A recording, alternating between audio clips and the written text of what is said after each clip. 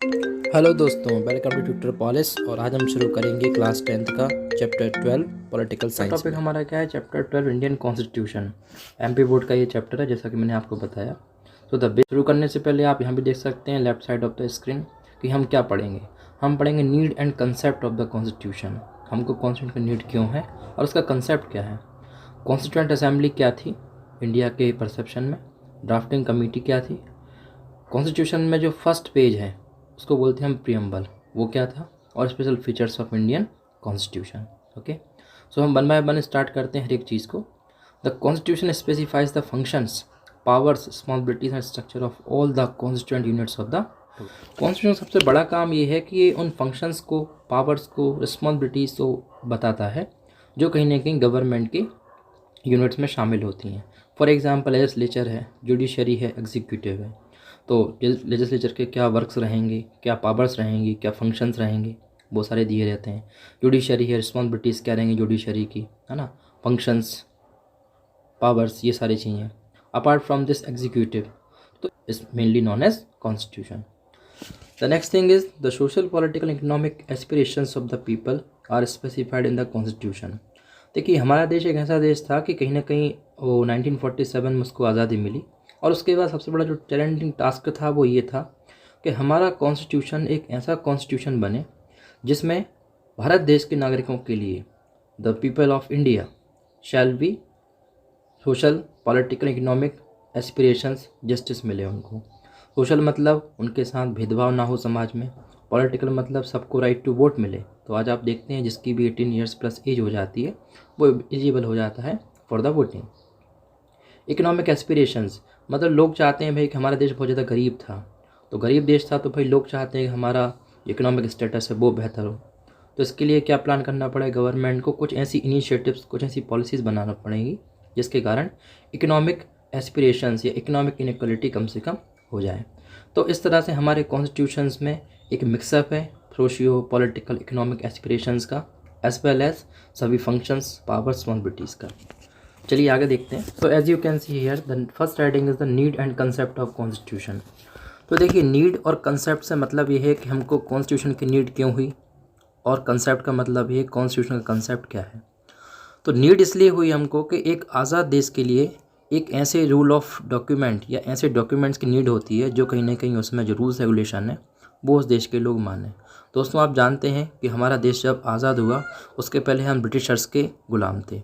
Ghulam in the sense के Britishers हमारी सारी पॉलिसीज़, प्रोग्राम्स को बनाते थे, है ना। हम लोगों के पास फंडामेंटल राइट्स नहीं थे, फंडामेंटल ड्यूटीज़ नहीं थी, जो कि एक देश के नागरिक को बहुत ज़्यादा ज़रूरी होती हैं। तो कॉन्स्टिट्यूशन की नीड इसलिए थी भाई कि ऐसा कॉन्स्टिट्यूशन बने जिसमें लोगों की एस्पिरेशंस, नीड्स, डिमांड्स पूरी हों। तो कॉन्स्टिट्यूशन बहुत ज़्यादा प्रॉपर होता है, ज़रूरी होता है किसी भी गवर्नमेंट की रनिंग के लिए, फंक्शनिंग के लिए। और कहीं ना कहीं कॉन्स्टिट्यूशन में मैंने आपको जैसा कि बताया रूल्स, फंक्शंस लेजिस्लेचर के, जुडिशरी के, एडमिनिस्ट्रेशन के दिए होते हैं। मतलब जुडिशरी, लेजिस्लेचर या गवर्नमेंट का कोई भी पार्ट हो, कोई भी इंस्टीट्यूशन हो, वो इस कॉन्स्टिट्यूशन में जो रूल्स हैं उनके अकॉर्डिंग ही काम करेगा।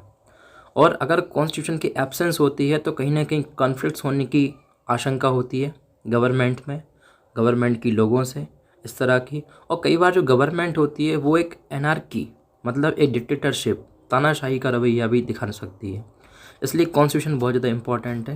और अगर मैं बात करूँ आपसे, तो वर्ल्ड की ज़्यादातर ऐसी कंट्रीज़ हैं जिन्होंने अपना कॉन्स्टिट्यूशन को अडॉप्ट कर लिया है। हाँ, फ़र्क इतना है कि कुछ कंट्रीज़ के पास उनका डेमोक्रेटिक कॉन्स्टिट्यूशन है and some countries have their non democratic constitutions, for example China. तो इस तरह से फंडामेंटल राइट्स एंड ड्यूटीज़ भी कॉन्स्टिट्यूशन में ज़रूरी हैं। और कॉन्स्टिट्यूशन को कहा जा सकता है कि it is the very base of the constitution. What am I telling here? I am telling here it is the base of the constitution. Okay, so keep in mind this thing. Constitution may be said to be a document which contains laws, rules and regulations for proper governance of a country. तो अगर आपके लिए shortcut में इसको समझना हो, क्योंकि constitution को आप ये बोल सकते हैं कि एक ऐसा डॉक्यूमेंट है जिसमें लॉज, रूल्स, रेगुलेशंस होते हैं और ये किसी भी देश की फंक्शनिंग के लिए, किसी भी देश की गवर्नमेंट इसके अकॉर्डिंग ही काम करती है। ये होता है इंडियन कॉन्स्टिट्यूशन के बारे में हमने आपको बताया। आगे देखते हैं कुछ और चीज़ें। देखिए, अगर मैं आपसे आगे बात करूं कि हमारा जो कॉन्स्टिट्यूशन है वो किस तरह से उसकी मेकिंग हुई, तो देखिए, मेकिंग करना आसान नहीं था, ये एक रात का काम नहीं था। तो मेकिंग करने के लिए हमने बहुत सारे प्रोविजंस ऐसे हैं जो वर्ल्ड के डिफरेंट कंट्रीज से लिए। कंट्री से लिए इट मीन्स वहाँ की कॉन्स्टिट्यूशन से लिए। So as you can see here कि the directive principles have been taken from the constitutions of Ireland. तो हमारे आर्टिकल 44 में कॉन्स्टिट्यूशन में एक टर्म दी गई है जिसका नाम है DPSP, उसको आप बोलते हैं फुल फॉर्म में directive principles of state policy. तो आयरलैंड एक कंट्री है, वहाँ की कॉन्स्टिट्यूशन से हमने लिया हुआ है डायरेक्टिव प्रिंसिपल्स का principle. The next one is the idea of fundamental rights. तो फंडामेंटल राइट्स मतलब हर एक नागरिक के कुछ अधिकार होते हैं कॉन्स्टिट्यूशन में जो उसको दिए हुए होते हैं, और if the violates of the person citizens been violated then he और she shall directly go to the court. तो ये फंडामेंटल राइट्स जो हैं ये हमने लिया हुआ है यूनाइटेड स्टेट्स ऑफ अमेरिका, मतलब USA के कॉन्स्टिट्यूशन से। अच्छा, USA में ये बात आप ध्यान रख सकते हैं कि USA में इनको फंडामेंटल राइट्स नहीं बोलते हैं, USA में इनको बोलते हैं सिंपल राइट्स, और यहाँ पर इसको बोल सकते हैं अपन, इनका जो डॉक्यूमेंट इसको बोलते हैं चार्टर ऑफ द राइट्स।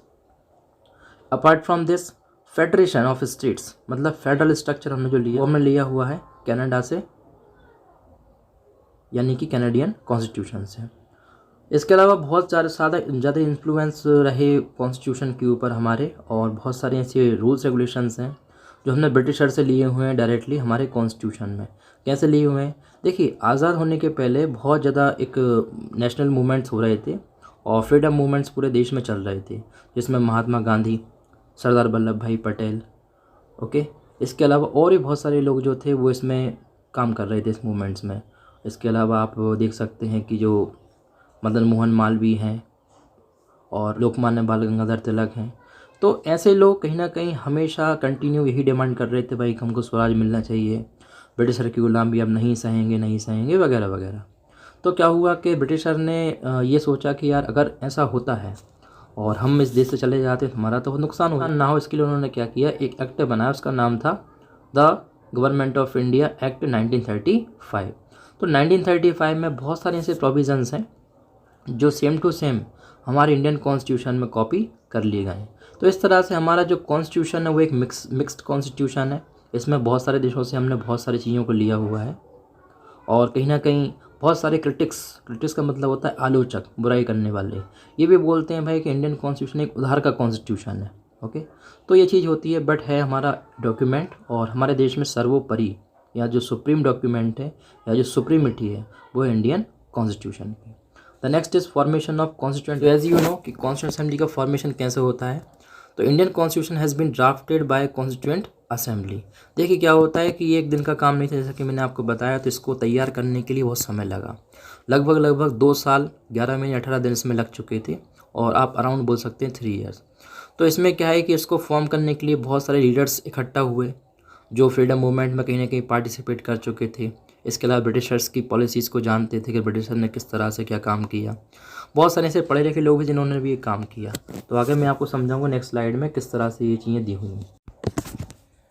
तो सबसे पहले जो कॉन्स्टिट्यूशन बनाने के लिए जो पहली मीटिंग हुई उसको बोलते हैं हम कहीं ना कहीं कैबिनेट मिशन प्लान। ये 1946 में आया हुआ था, और इस प्लान के थ्रू ये था कि एक डेलीगेशन जिसमें 3 मेंबर्स थे और वो ब्रिटिश कैबिनेट के थे। इसका मतलब ये है कि ब्रिटिश कैबिनेट ने या ब्रिटेन ने 3 ऐसे मेंबर्स को भेजाया जो कहीं ना कहीं यहाँ आकर बोलते हैं कि भाई कॉन्स्टिट्यूशन आप अपने देश का बना सकते हैं, लेकिन हम आपकी मदद करेंगे। तो बहुत सारे लोगों ने इस चीज़ को मना किया, लेकिन फिर भी ऐसा है भाई कि कॉन्स्टिट्यूंट असेंबली की बात मान ली गई, और फाइनली जुलाई 1946 में इंडियन कॉन्स्टिट्यूंट असेंबली की स्थापना, एस्टेब्लिशमेंट हुआ। तो इंडियन पॉलिटिकल लीडर्स इस तरह से प्रपोजल्स को एक्सेप्ट किया उन्होंने कैबिनेट मिशन के, और देश का कॉन्स्टिट्यूशन बनना शुरू हुआ। So as I was told you कि the country was administered on the basis of the government of India 1935। जब तक कॉन्स्टिट्यूशन का एनेक्टमेंट नहीं हुआ और जब तक कॉन्स्टिट्यूशन नहीं बना, तब तक गवर्नमेंट ऑफ इंडिया एक्ट 1935 के और कंट्री। अपार्ट फ्रॉम दिस आगे बढ़ते हैं। The members of the constituent assembly were elected by the 10 members of the provincial assemblies. तो प्रोविंशियल असेंबलीज होती थी। देखो इनका मतलब क्या होता है कि उस समय इंडिया 2 तरह का था। एक इंडिया ऐसा था जो ब्रिटिश इंडिया के नाम से जानते थे जिसको, और भारत में एक पार्ट था जिसको हम प्रिंसली स्टेट्स के नाम से जानते थे। तो ब्रिटिश इंडिया से जितने टोटल मेंबर्स हमारे कॉन्स्टिट्यूएंट असेंबली में, जिसको आज आप पार्लियामेंट बोलते हैं, उसमें अपॉइंट हुए या उसमें इलेक्टेड हुए, हम बोल सकते हैं, इलेक्टेड बोलेंगे हम, इलेक्टेड हुए, तो ये इलेक्टेड मेंबर्स कहीं ना कहीं 292 थे। Apart from this native princely states जो थे वहाँ से 93 थे। प्रिंसली स्टेट्स का मतलब यही है, देखिए कि आज़ादी के पहले बहुत सारे ऐसे राजा रजवाड़े थे जो कहीं ना कहीं अपने एरिया को रूल करना चाहते थे। तो ब्रिटिशर्स जब आए और उन्होंने पूरा एडमिनिस्ट्रेशन अपने कंट्रोल में किया, तो इन लोगों ने बोला कि भाई हम हमारा एडमिनिस्ट्रेशन चाहते हैं, हम राजा हैं, है ना। तो इस तरह से राजस्थान में बहुत सारे ऐसे राजा महाराजाओं के घर थे, उनके महल थे, उनकी रूलिंग डायनेस्टीज़ थी। इसके अलावा जैसे ग्वालियर एक रियासत थी सिंधियाओं की, है ना।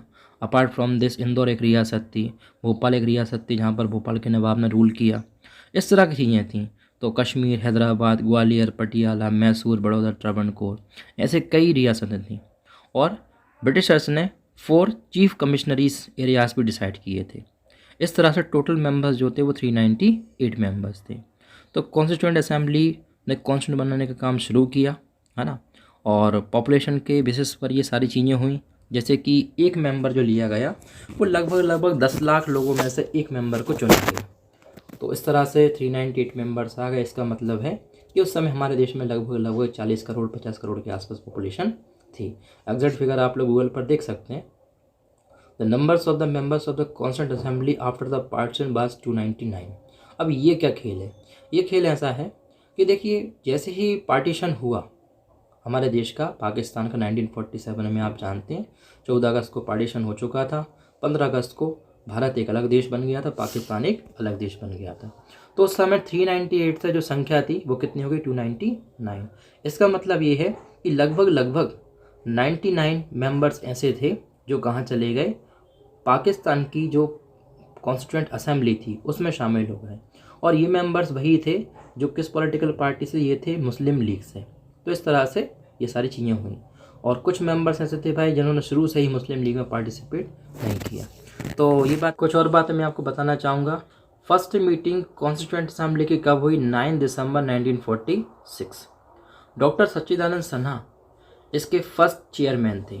लेकिन ये चेयरमैन ऐसे थे कि इनको टेम्पररी चेयरमैन बना दिया गया था। टेम्पररी चेयरमैन का मतलब ये होता है कि ऐसा चेयरमैन जो कहीं ना कहीं कुछ समय के लिए हो, और बाद में फाइनल राजेंद्र प्रसाद को 11 दिसंबर, मतलब 2 दिन बाद, कॉन्स्टिट्यूएंट असेंबली ने एक सब लोगों की मत लेकर, सब लोगों की हाजिर जवाबी लेकर, हाँ लेकर, है ना, एग्री हुए सब लोग, और फाइनली राजेंद्र प्रसाद बन गए इलेक्टेड परमानेंट चेयरमैन। तो समय लगा, जैसा कि मैंने बताया, यहाँ पर लिखा हुआ है कि मैं जो भी आपको बता रहा हूँ वो सब मैं फैक्ट्स के थ्रू बता रहा हूँ, और जो यहाँ लिखा हुआ है मैं आपको वही बताऊँगा, है ना। तो ये लिखा हुआ है यहाँ पर, आप देख सकते हैं कि कॉन्स्टिट्यूएंट असेंबली को कितना टाइम लगा कॉन्स्टिट्यूशन बनाने में? 2 साल 11 महीने 18 दिन। लगभग 166 मीटिंग्स हुई टोटल, यानी कि 166 डेज कॉन्स्टिट्यूशन बनाने के लिए बैठकें हुई। और 11 कन्वेंशंस, इनको 11 डिफरेंट पार्ट्स में तैयार किया गया। तो न्यू कॉन्स्टिट्यूशन फाइनली पास हुआ 26 नवंबर 1949 को। 26 नवंबर मतलब, जैसा कि मैं आज ये वीडियो बना रहा हूँ 29 नवंबर को, तो 29 नवंबर को मैं ये वीडियो बना रहा हूँ 2020 में, और आज से 3 दिन पहले 26 नवंबर था। जी हाँ दोस्तों, वही तारीख, वही डेट जो हमारे कॉन्स्टिट्यूशन के अडॉप्टेशन की डेट है। मतलब इस दिन हमारे देश का संविधान बनकर तैयार हुआ था, और इस दिन जो मेंबर्स हैं इस कॉन्स्टिट्यूएंट असेंबली को, उन्होंने साइन किया और हमारे देश का संविधान फाइनली पास हुआ। ऑल्थो 26 जनवरी 1950, मतलब कॉन्स्टिट्यूशन पूरे देश में जो लागू हुआ वो लगभग थोड़ा उसमें समय लगा। 1950 में 26 जनवरी को लागू हुआ, इसलिए हम रिपब्लिक डे जो मनाते हैं वो 26 जनवरी को मनाते हैं। आप कभी भी यदि न्यूज़पेपर पढ़ते हैं या फिर आप कैलेंडर देखेंगे तो आप वहाँ पर देखेंगे कि 26 जनवरी 1950 का मतलब गणतंत्र दिवस, या फिर कहीं कहीं आप इसको देखेंगे संविधान लागू दिवस। इस तरह से सारी चीज़ें होती हैं, है ना। तो ये थी प्रोमलगेशन ऑफ द कॉन्स्टिट्यूशन की डेट 26 जनवरी 1950। तो मैं समझता हूँ आज के लिए इतना सफिशिएंट है, और मैंने अपने लेवल पर आप लोगों के लिए कुछ स्लाइड्स के थ्रू सारी चीज़ें समझाने की कोशिश की। जो इसकी आगे वाली पोर्शन है, जो पार्ट्स हैं, जो आगे वाले पार्ट्स रहेंगे या जो आगे वाली स्लाइड्स हैं, उनमें मैं नेक्स्ट वीडियो में आपको बताऊँगा इसकी आगे की क्या कहानी है। तब तक के लिए आप जुड़े रहिए हमसे, ट्यूटर पॉलिश से, और देखते रहिए ट्यूटर पॉलिश।